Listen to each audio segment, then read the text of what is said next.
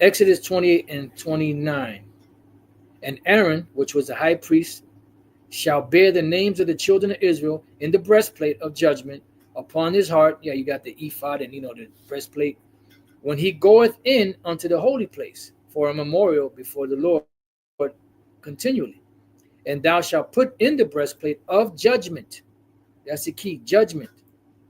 The Urim and the Thummim, which is the Urim and Urim wa Thummim, right? Urim and Thummim, lights and perfection.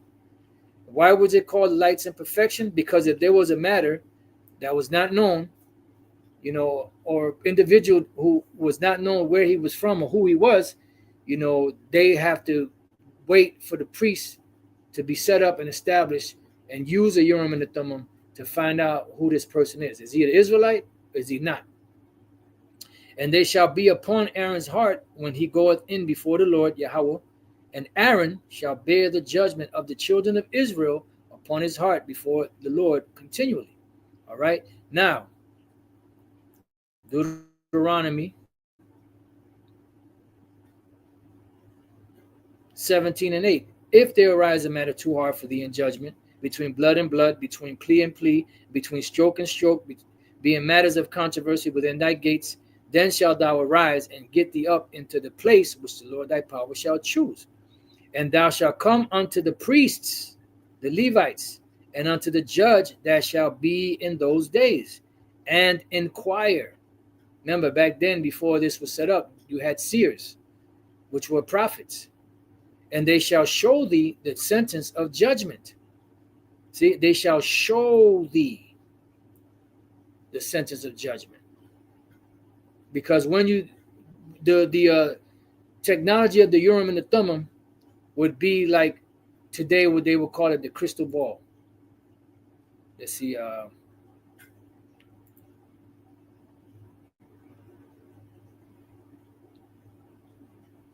Okay, yeah, I messed up. Okay, so I had another.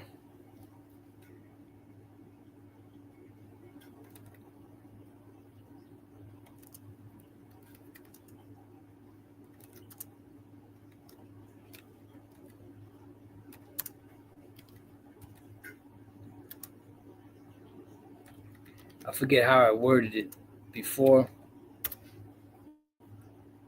A crystal ball is primarily used for scrying, which is, just for seers, prophets, right? A form of divination where one gazes into a reflective surface, gain insights, or see visions. It is also used in crystal healing practices for energy, work, and meditation, so on and so forth. But you would see images within that so-called crystal ball. That's what the Urim and the Thummim was for. So if there was a matter too hard, or if there was a situation where you just didn't know what went down, you would have to resort to going to the priest, and they would consult with the Father Yahweh, and then he would let them know, okay, this is what took place. That's what happened. This is what you're gonna, do. This is what you're gonna this is gonna be the judgment, because this is what took place. And that's why it was called lights and perfection, because it gave you the perfect judgment, because you knew exactly what went down and exactly what happened. So now you could judge righteously. And the Lord said, okay, do so and so and this and that. This is what happened. This is what you're going to do. All right. So let's go to Deuteronomy 9. And thou shalt come unto the priests, Levites, and unto the judge that shall be in those days, and inquire, and they shall show thee the sentence of judgment. And thou shalt do according to the sentence which they of that place which the Lord shall choose shall show thee, and thou shalt observe to do according to all that they inform thee, according to the sentence of the law which they shall teach thee, and according to the judgment which they shall tell thee, thou shalt do. Thou shalt not decline from the sentence which they shall show thee to the right hand or to the left. Why? Because it's what the Lord showed them. The Lord said, okay, this is what happened. Boom, this is what you're going to do. And the man that will do presumptuously and will not hearken unto the priest that standeth to minister there before the Lord thy power, or unto the judge, even that man shall die, and thou shalt put away the evil from Israel.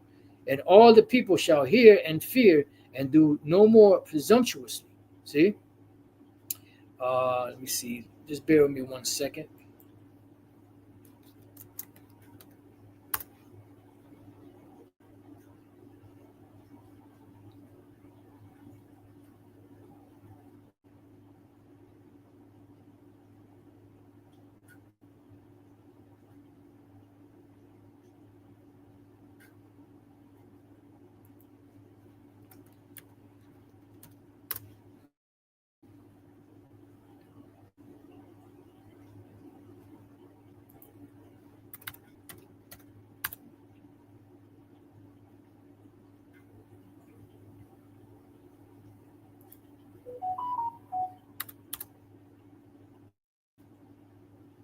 Salaki, just bear with me.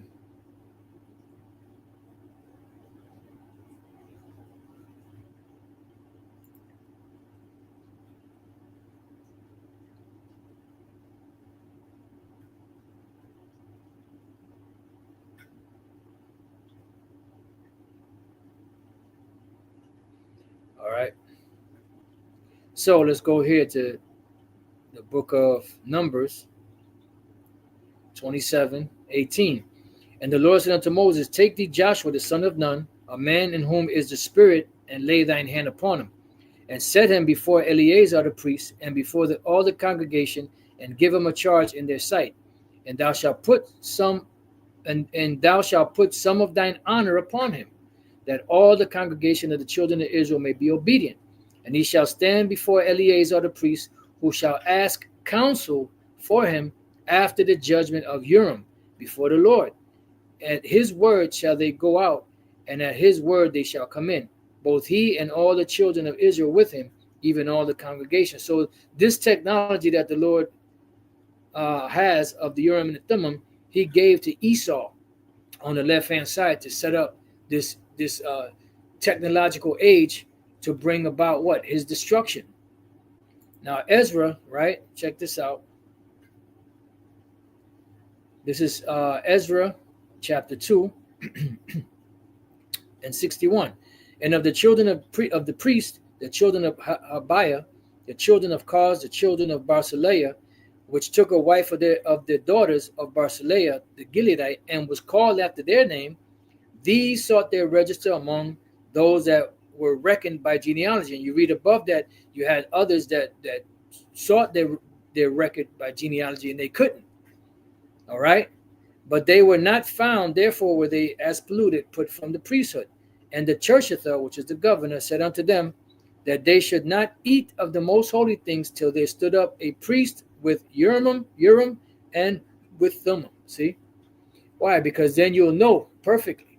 So if there was a mystery that was not known, you would consult the Urim and the Thummim, and the Lord will reveal it, or who this person is, or who committed this crime, or whatever the case may be. And that technology was what the Lord gave to Esau. Okay.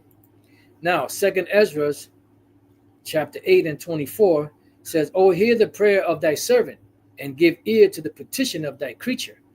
For while I live, I will speak, and so long as I have understanding, I will answer.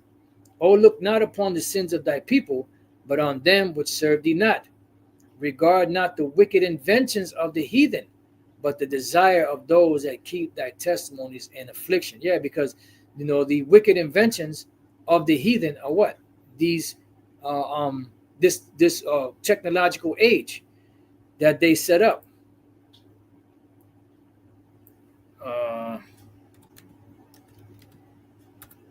And how were they able to create this? By the scientists.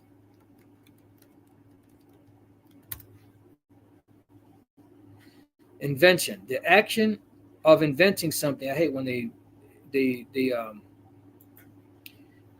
define a word with the word. That should invent, create, or design something that has not existed before by the originator, or be the originator of. And that's what it is.